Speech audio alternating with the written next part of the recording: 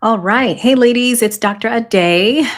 And if you're joining me live, drop live in the chat so I know that you're here with me, okay? All right. Hey, ladies, it's Dr. Ade. If you're joining me live, drop live in the chat so I know that you're here with me. I know that I've been announcing this pretty much all day that I will be live and I will be recording this. So if you have to drop off for family things, I know it's Sunday evening and sometimes people are prepping for the week. That is okay. All right. So tonight we're going to be talking about something real. Okay. We're going to talk about that moment when your body, as a woman navigating getting older, maybe you're over 40, maybe you're less than 40, but you're starting to notice some changes are happening in your body.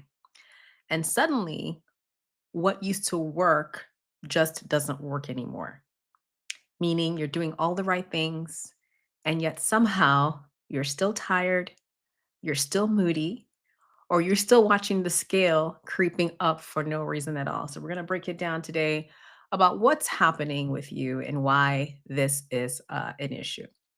I remember that season. For me, I had just turned 40 during COVID. I was doing everything right, exercising, trying to eat as clean as I could, and yet I was running on fumes.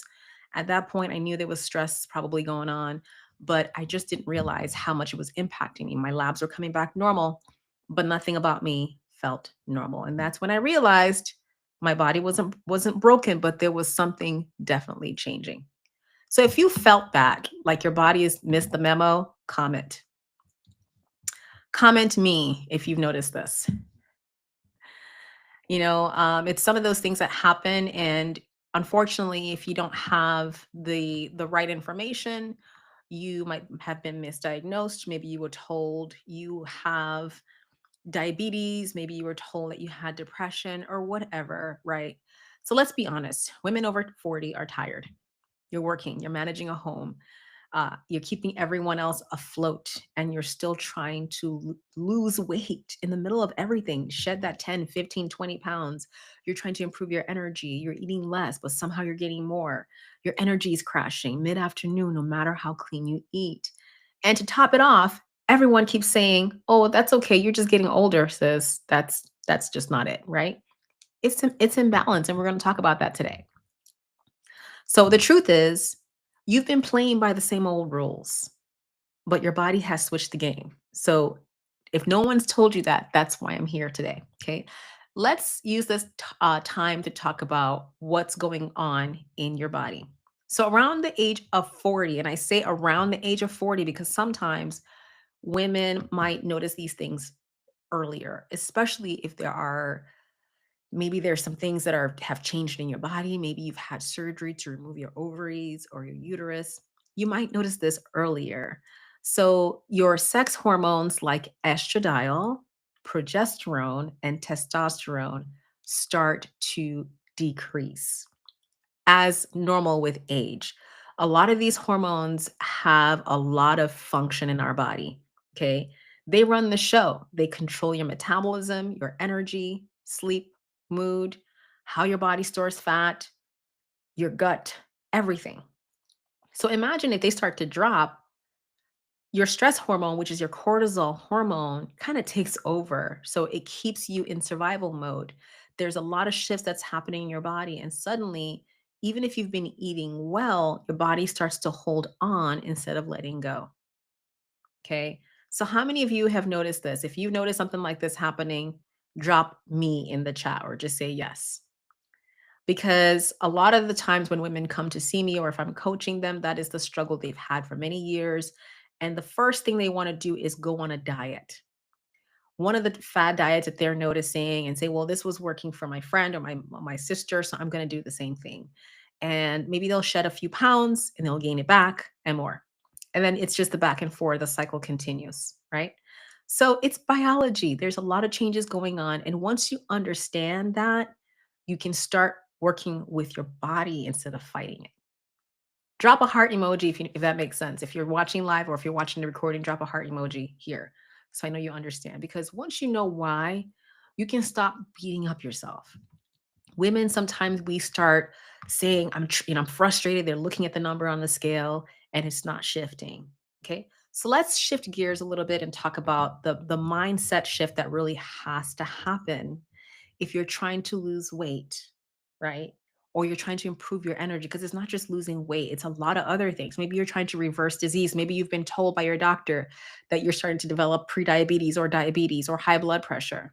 It's not just about the number on the scale, right? So I get it. You want results yesterday. You want to lose this weight right now.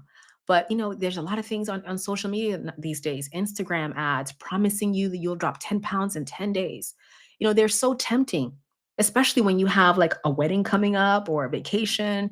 You want to take these photos, you want to look good, right? But here's the thing, quick fixes are exactly that, quick. And when when you keep starting over and over, it just makes it worse. You end up actually doing more harm than good. Okay. So think about it. If those crash diets actually worked, wouldn't you only need to do them one time? The reason you keep cycling through them is because they're designed to fail long term. It's like putting a band aid on a broken bone. Come on, it's not going to work. So, what if instead of asking, how fast can I lose this weight? You started asking, what can I do today that I'll still be doing 5 years from now? That shift changes everything. And suddenly, you're not looking for the most extreme plan, you're looking for the most sustainable one. If that makes sense, comment yes in the chat. The habits that got you here won't get you there, but the right habits, they'll carry you on for life. And I'm saying this because this is something that I've struggled with. I've talked about this if you've listened to my podcast, the first episode, I talked about one of the struggles that I had, which was stress eating. For a while, I didn't really connect the dots, but when I realized this was something that was huge for me, is reaching for foods when things get tough. It's not that it ever goes away immediately. This is something that maybe you struggle with. And with time, you start to find ways of dealing with that, right? So we need to learn to go from all or nothing to progress over perfection. So let me guess, you've had this conversation with yourself. Well, I already ate that cookie, so I might as well finish the whole thing. I'll start again on Monday. That diet will start again on Monday. Does that sound familiar? Comment yes. This all or nothing mindset is probably the biggest saboteur of your progress. Here's what I tell my clients, okay? A single skipped workout doesn't make you lazy. We need to break that, stop that narrative. One off plan meal doesn't erase a week of progress. Just because you didn't go shopping this week and didn't have all the right things in your fridge does not make it so that you start again next week. Having a rough day doesn't mean you've blown it. Forward motion, even imperfect forward motion, is what counts. Okay. Perfectionism feels safe because it gives us clear rules. It's like, this is how you have to do everything, but it's actually setting us up for failure. Real life is messy. Okay. The kids get sick, work gets crazy, and sometimes you go to eat pizza for dinner because that's what you have the energy for. Be realistic with it. The goal isn't to never have these moments. It's to bounce back faster every time, because that that's the real life. This is where we are, right? Perfectionist thinking is, I ate one cookie, so I ruined everything. Might as well give up, back to square one. But progress thinking is, I ate one cookie. That's okay. I'll make my next choice a nourishing one and keep moving forward. You see the difference? So where I have left perfection and stop, when I stop that, it's really made progress easy for me. Okay. Maybe it's a 15-minute workout today instead of skipping it altogether because you don't have an hour like you normally do. Or having a simple salad instead of ordering takeout because you don't have time to cook the perfect meal. Right. So it's that kind of shift that happens. Okay. The next shift that I want us to talk about is moving from restriction to nourishment. Okay, I'm going to let you in on something that might surprise you. Your body actually doesn't want to hold on to extra weight. because it just makes it work harder.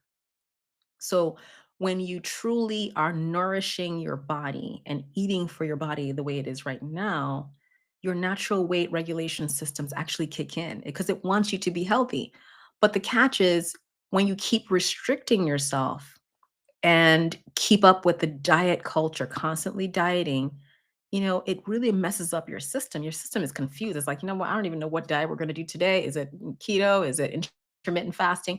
Every time you've drastically cut back calories or eliminated entire food groups, you sent your body into famine mode. If you listen to my podcast, the Elevated Woman's podcast, I talked about how your body uh, tries to protect you when you're stressed all the time and it thinks you're running away from a tiger all the time. It wants to make sure that you are safe. So it's not the time that it's going to let go of fat. It's not the time that it's going to make you lose weight. You're right. Your metabolism actually slows down. Your hunger hormones go haywire, and your body starts hoarding every calorie it can get. This is why restriction backfires so spectacularly. And I'm going to talk about why even being on medications like Ozempic and Wegovy, it's not that they're not great medications, but if you're not careful and you're on these medications and you're not eating, you're actually you might be losing weight, but you're less healthy than before even losing weight, if that makes sense, right? So I want you to start thinking about what if instead of saying what can I cut out, you should start asking what can I add in? What kind of healthy meals can I add in? Do I need to add more protein to stabilize my blood sugar? Because oftentimes I find women aren't eating enough protein, we're not eating enough fiber.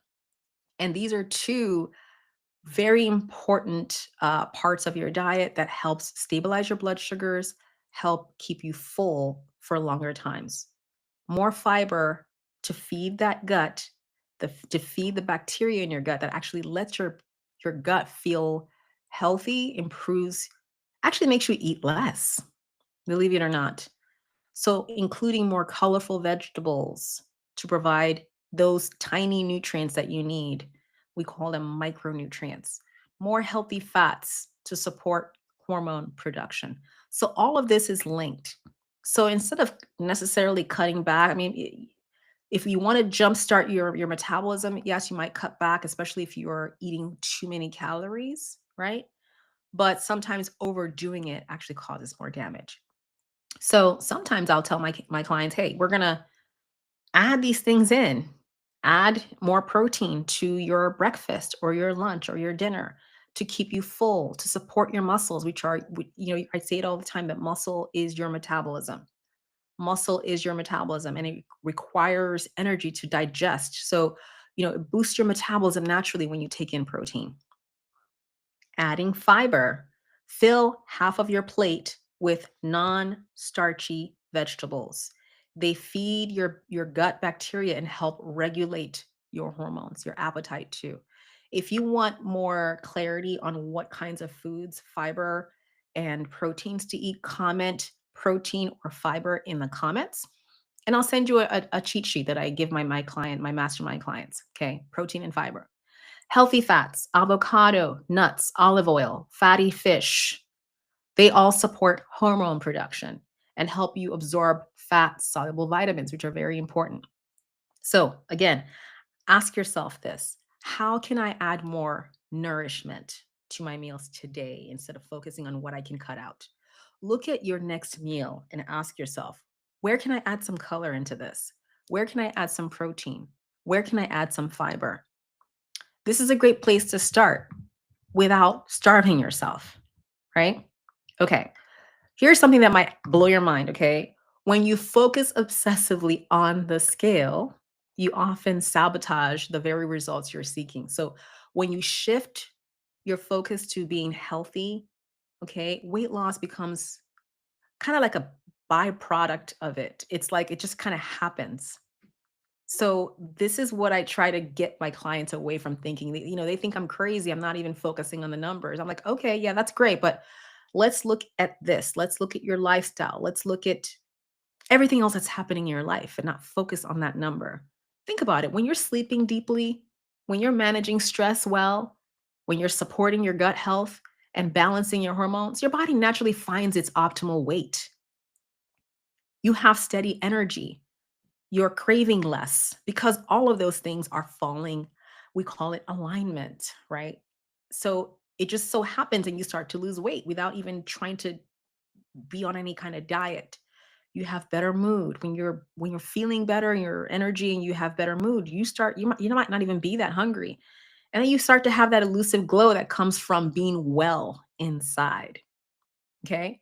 I've watched women get so caught up in that daily weigh in. They're on the scale every single day, and not celebrating all the other things that comes with trying to be healthy, like sleeping through the night. The first time I slept through the night when I was, navigating all my changes, I was happy.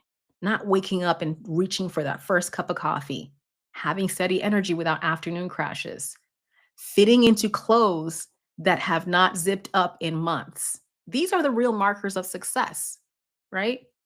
So think about this. If you're starting your journey, if let's say today's your first day, think about what other markers of health can I track to measure success beyond the scale. This is exactly what I ask my coaching clients.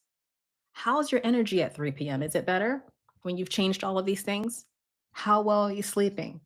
How's your digestion? How stable is your mood? These are the real indicators that your body's actually thriving. Okay. All right. I'm going to tell you one more thing that's hard to hear. Okay. Willpower. If you go to a doctor's office and they tell you, well, you just need to do it, willpower. You just have to have the willpower. You're just lazy. That's why you're not losing weight. You're fighting an uphill battle. Okay. Willpower is like a muscle, so it gets fatigued throughout the day, especially when you're stressed out, tired, and overwhelmed. I don't care how much willpower you say, I want to lose 50 pounds, right? But if all those other things are not coming into play, how are you going to succeed long term? You're not superhuman, right? So, this might look like meal prepping on Sundays. So healthy options are ready when you're tired, right? So, or finding a workout buddy who expects to see you at the gym or joining a community. These are the little things you can do to help, those times when your willpower is really tough. It's really tough because it's hard. Women, we're juggling so many different things. You're tired, you got a lot of things to do in the community, you're taking care of your aging parents. So it just might look like finding little things that will help. If exercise is something that you don't like to do, make it so that it's easy for you to do it consistently. Don't go and joining a class just because somebody else is doing it. If you absolutely hate it, don't do it, right? Don't focus on just willpower. Focus on support systems. What can I do to my environment to allow me to be successful? Is it setting up your kitchen in a way that you're able to have access to healthy foods? Is it your bedroom? What is your bedroom? Is your bedroom chaotic? Do you have clothes everywhere where you feel like so overwhelmed and anxious that you can't sleep? How is your workplace set up? At work, is there a way for you to set up so that you can work out at work, right? um, Accountability partners. Find people who will celebrate your wins and support you through challenging times, not someone who's going to make fun of your progress or tell you, well, why are you doing this? You're not living life. You know what your goals are. I made a post the other day that says, don't listen to the haters. What do you need right now? There are going to be people that are going to be for your progress, and there's going to be people who are supportive of you. Find a community. If you need professional guidance, get a coach.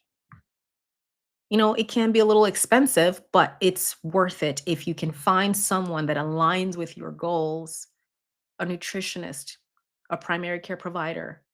Join a structured program like ours that's going to help guide you through and get you to your results. Create systems of structure that removes that decision fatigue from your life, that creates a healthy habit system, right? So another coaching prompt. I'm coaching you live. Who or what can I lean on in this month or today to make healthy living easier and more automatic? Like it just falls into place. It shouldn't be difficult. You're going to have bad days, but what would make it easier, including those bad days? Okay. So you just learned some really great tips. And I hope this was very helpful for you. If it was helpful for you, just say, yes, it was helpful in in the comments. Okay. You just learned that, these mindset shifts that separate the women who struggle with yo-yo dieting from those who create lasting transformation. But when you know all of the things and you're not taking action, then it's not really doing anything. So what I want you to do after listening to this is actually taking action. Circle the mindset shift that feels most urgent to you. After all the things you heard today, which one made you think, oh, wow, that's exactly what I've been doing wrong? Let me start there. Write them down in a journal or notes app or even on a napkin or something, whatever makes it feel real to you, and start there. It doesn't have to be perfect. You don't have to do everything all at once in one day. Keep it somewhere where you'll see it every day. Tape it to your bathroom door or mirror, whatever you got to do to make it real. Okay. And if you've started somewhere and you still need extra help, you know where to find me. You can DM me, you can comment, help, and I can reach out to you. But it's for everybody. Everybody's in different place in their life. Sometimes these simple mindset shifts is all you need. And for some people, it's more personalized guidance, accountability, or step by step hand holding. If that's what you need, please reach out to me. I'd love to tell you about the program that I run, the Elevated Women VIP coaching program, where I work one on one with clients. You can also work with our team at Rejuvenate Health and Wellness, where we also help women who are navigating these changes and don't know where to start. So I hope this resonated with you. If you want some of the guidance that I have for my clients, comment in the comments and I'll reach out to you. I try to go live once every week on Sundays at 5 p.m. so that I can guide you. You can also listen to the Elevated Woman's podcast. I think we're on the third episode now. I also do some guidance through there too. All right, ladies, stay elevated. You've got this. Keep going. All right. See you next week.